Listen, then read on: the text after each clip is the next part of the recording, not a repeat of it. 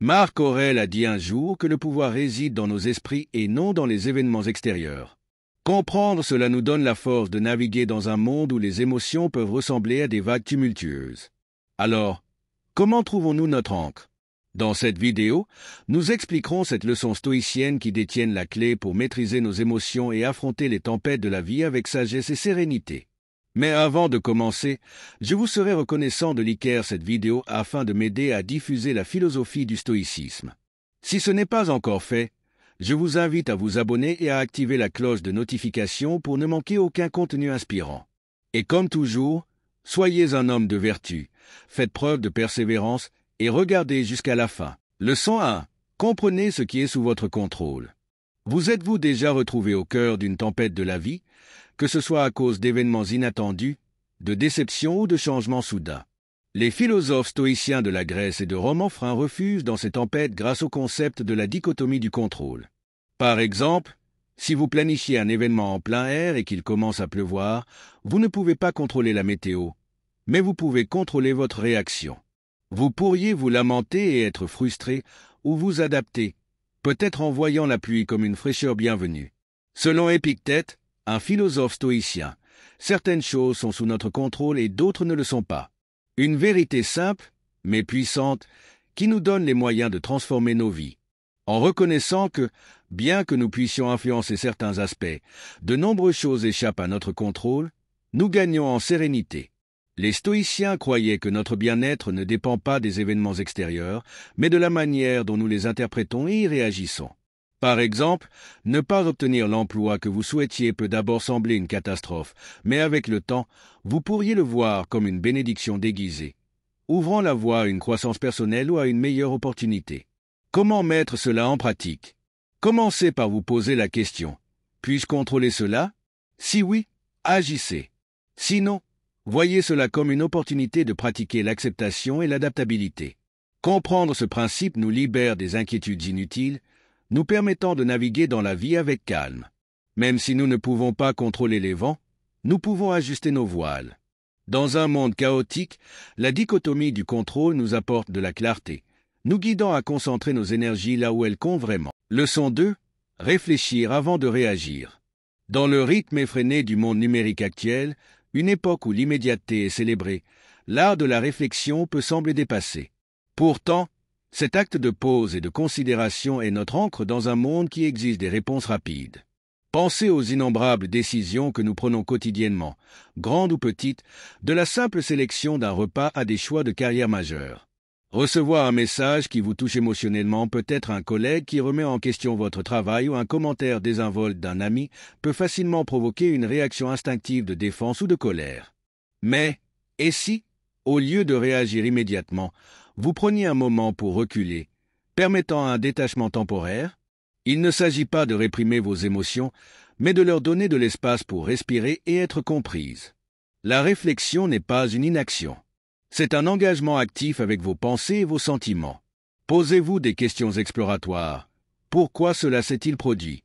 Pourquoi cela me touche-t-il autant? Quelles croyances ou expériences passées influencent mes émotions? Ma réaction immédiate reflète-t-elle la situation actuelle ou des bagages du passé? La réflexion favorise également l'empathie en nous permettant de considérer d'autres perspectives. Peut-être que ce collègue a vécu une journée stressante ou que cet ami n'a pas réalisé l'impact de ses mots. Dans nos relations, cette pratique est une pierre angulaire. Combien de malentendus pourraient être évités si nous prenions le temps de réfléchir avant de réagir? Combien de ponts pourraient être construits au lieu d'être détruits? Ces moments de réflexion offrent clarté, compassion et connexion. Dans le milieu professionnel, la capacité de faire une pause et de réfléchir est une qualité inestimable pour les leaders. Ceux qui prennent le temps de réfléchir avant d'agir sont souvent perçus comme réfléchis, posés et efficaces. Leurs décisions, issues d'une réflexion mûre, résistent à l'épreuve du temps. Dans un monde en perpétuel mouvement et accélération, l'acte de réflexion est une rébellion silencieuse mais puissante. C'est une déclaration selon laquelle nous refusons d'être emportés par les courants de la médiatisation instantanée. C'est un engagement envers notre bien-être, la qualité de nos interactions et la profondeur de nos expériences. Leçon 3. Cultiver le détachement dans un monde de montagnes russes émotionnelles. Pratiquer le détachement est d'une grande importance. Il ne s'agit pas de supprimer nos émotions, mais de cultiver une perspective équilibrée, nous permettant d'observer les événements, les situations et les émotions sans en être dominés. Le détachement offre un amour apaisant dans un monde saturé d'informations, et il est particulièrement utile dans les relations et les conflits. Imaginez que vous regardiez un film émouvant. Vous êtes captivé, ressentant la tension, l'excitation ou la tristesse, mais vous savez toujours que ce n'est qu'un film. Vous n'êtes pas pressé d'intervenir, vous observez. C'est cela l'essence du détachement. Être profondément engagé dans la vie, ressentir vos émotions, mais savoir quand rester assis dans le théâtre de votre esprit, observant sans vous perdre dans le drame. Cette approche est vitale à notre époque de surcharge d'informations. Réagir passionnément à chaque nouvelle nous laisserait perpétuellement épuisés. Le détachement agit comme un amortisseur, une façon de s'engager dans le monde de manière durable. Il joue également un rôle crucial dans les relations. Lors de conversations animées ou de malentendus, pratiquer le détachement peut faire la différence entre une discussion constructive et une dispute nuisible. Cela nous permet d'écouter efficacement, de répondre plutôt que de réagir, et de naviguer avec calme, compréhension et grâce. Cultiver le détachement commence par la conscience de soi. En faisant régulièrement un travail d'introspection, nous pouvons reconnaître nos déclencheurs émotionnels et comprendre nos schémas de pensée. Cela crée un espace entre le stimulus et la réponse, et dans cet espace réside notre liberté de choisir nos réactions, agir avec intention plutôt que par impulsion. Pratiquer le détachement améliore notre qualité de vie. En nous libérant d'un attachement excessif aux résultats, nous pouvons pleinement nous plonger dans le voyage, savourant chaque moment sans la peur constante de la perte ou du changement. Le détachement est une boussole dans un monde en perpétuelle transformation, nous guidant à travers les terrains variés de la vie avec élégance. En adoptant cette pratique, nous enrichissons nos vies et apportons calme et clarté à ceux qui nous entourent. Leçon 4. Demandez-vous si cela importera dans 5 ans. La vie nous offre des moments qui mettent à l'épreuve notre patience, notre résilience et notre perspective. Des petits désagréments aux défis majeurs qui rythment nos journées, nous sommes confrontés à des situations qui suscitent une gamme d'émotions. Dans le feu de l'action, il est facile de se laisser emporter par ces sentiments. Une remarque critique ou un anniversaire oublié peut sembler écrasant. Pourtant, une question simple mais puissante peut transformer notre perspective et apporter de la clarté. Cela aura-t-il de l'importance dans 5 ans? Cette interrogation, à la fois simple et profonde, agit comme une machine à remonter le temps mental, nous permettant de prendre du recul et de considérer le moment présent avec une nouvelle perspective. Soudain, cette dispute animée ou cette opportunité manquée apparaît sous un autre jour. La plupart des préoccupations d'aujourd'hui ne deviendront que de lointains souvenirs dans la grande histoire de nos vies.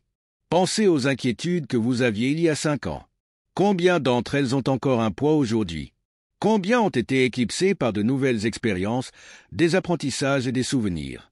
Cette réflexion nous libère, nous aidant à prioriser nos préoccupations et à distinguer les revers à court terme des implications à long terme. Elle favorise la résilience en nous rappelant de garder une vision d'ensemble, réduisant l'anxiété et encourageant la résolution des problèmes. Plutôt que de rester figés, nous développons des stratégies, nous nous adaptons et nous avançons. En sachant que la clarté et les solutions surgissent souvent de cette perspective, cette question nous incite également à nous concentrer sur ce qui compte vraiment, afin que nos actions et décisions aient des impacts durables. Investir dans l'importance des relations, le développement personnel et les expériences qui résistent à l'épreuve du temps est essentiel. Cette réflexion nous aide à vivre avec plus de sagesse, en choisissant de consacrer notre énergie à ce qui enrichit véritablement nos vies. Leçon 5.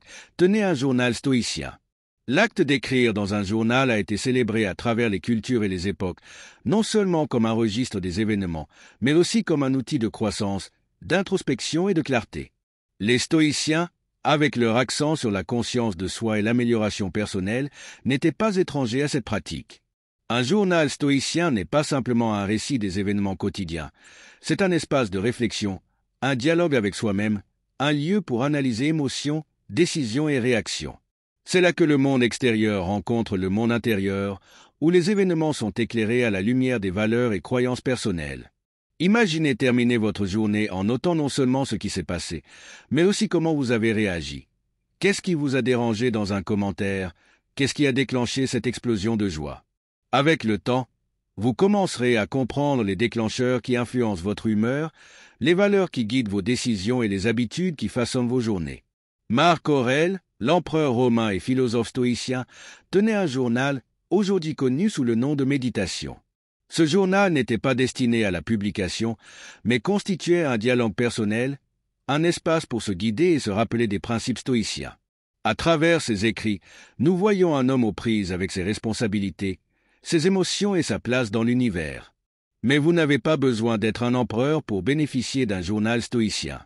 Dans nos vies modernes, pleines de distractions et inondées d'informations, prendre du temps pour l'introspection devient encore plus crucial. Un check-in quotidien devient un rituel d'ancrage, apportant clarté et sérénité au milieu du chaos. Avec le temps, cette pratique peut conduire à des insights profonds. Vous pourriez remarquer que certaines situations provoquent régulièrement du stress, vous incitant à les affronter ou à changer votre perspective. Vous pourriez découvrir que des pratiques spécifiques, comme la gratitude ou la pleine conscience, améliorent votre humeur et votre vision de la vie. Les schémas qui émergent servent de guide pour votre croissance. En plus de ces enseignements, tenir un journal stoïcien favorise la responsabilité. En vous engageant à une réflexion quotidienne, vous devenez responsable de vos réactions et de vos décisions. Il devient plus difficile d'ignorer des erreurs répétées ou de retomber dans des jugements hâtifs. Au contraire, vous êtes invité à apprendre, à vous adapter et à évoluer. Leçon 6. Voir les obstacles comme des opportunités. Le monde est rempli de défis, des contretemps personnels aux obstacles mondiaux. Ils font partie intégrante de l'expérience humaine. Et si, au lieu de voir ces défis comme des fardeaux, nous les percevions comme des opportunités? Les stoïciens avaient une perspective puissante face à l'adversité. Ils croyaient que, bien que nous ne puissions pas toujours contrôler les événements qui nous arrivent, nous pouvons contrôler notre interprétation et notre réponse à ces événements. Ce changement de perspective transforme les défis, de simples obstacles, en précieuses leçons. Cela signifie que chaque obstacle, chaque difficulté, peut nous pousser à avancer si nous choisissons de le voir comme une opportunité de croissance. Imaginez un fleuve qui rencontre un rocher sur son chemin. Au lieu de s'arrêter, il trouve un moyen de contourner l'obstacle, de l'éroder avec le temps ou même de sculpter un nouveau chemin à travers la pierre. Ainsi, cet obstacle apparent devient un agent de changement, redessinant le cours du fleuve. De la même manière, dans nos vies, les défis peuvent rediriger nos trajectoires, souvent vers des résultats que nous n'avions jamais envisagés. Prenons l'exemple d'une perte d'emploi. Bien qu'initialement dévastatrice, elle peut offrir une occasion de changer de carrière, de développer de nouvelles compétences ou même de se lancer dans une entreprise personnelle. Une relation qui échoue peut devenir une opportunité de croissance personnelle, de découverte de soi, et ouvrir la voie à des connexions plus profondes et plus significatives à l'avenir. Cette perspective stoïcienne favorise également la résilience. Lorsque nous commençons à voir les défis comme des opportunités, nous devenons plus adaptables, plus enclins à affronter l'adversité de front. Au lieu de demander « Pourquoi cela m'arrive-t-il ?», nous pouvons nous interroger « Que puis-je apprendre de cela ? Comment cela peut-il m'aider à devenir meilleur ?» Bien sûr, cela ne signifie pas que nous devons rechercher les défis ou minimiser les difficultés réelles. Il s'agit plutôt de reconnaître qu'en chaque défi réside un potentiel, une graine d'opportunité. Avec une perspective positive, de la patience et de la persévérance, cette graine peut transformer les obstacles en marche vers la sagesse et la croissance. Leçon 7. Cultiver la gratitude.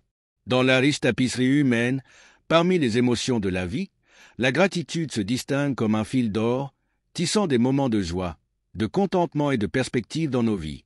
Bien qu'elle puisse surgir spontanément, les stoïciens croyaient en une pratique délibérée de la gratitude, en faisant un rituel quotidien pour s'ancrer dans le présent et apprécier les bénédictions de la vie. La gratitude va au-delà de simplement dire merci. C'est une reconnaissance profonde des innombrables forces, moments et individus qui enrichissent nos vies. Il s'agit de voir la beauté dans le monde, d'apprendre des défis et de comprendre la nature éphémère de chaque expérience, rendant tout cela encore plus précieux. Sénèque, un éminent philosophe stoïcien, a dit un jour « Le vrai bonheur consiste à jouir du présent sans anxiété face à l'avenir ». Cette phrase capture parfaitement l'essence de la gratitude, profondément ancrée dans le moment présent, valorisant chaque instant, chaque expérience et chaque interaction. Pensez au plaisir simple que nous tenons souvent pour acquis, le son d'un rire, un moment partagé avec nos proches ou simplement notre souffle qui nous soutient. Prenez un instant pour apprécier ces moments, leur beauté et leur signification dans nos vies. L'être humain a tendance à se concentrer sur ce qui lui manque, sur ses désirs insatisfaits ou ses incertitudes concernant l'avenir. La pratique de la gratitude change ce focus, nous invitant à reconnaître ce que nous avons plutôt que ce qui nous fait défaut. Cultiver ce contentement réduit les sentiments d'envie ou de ressentiment et améliore notre bien-être général.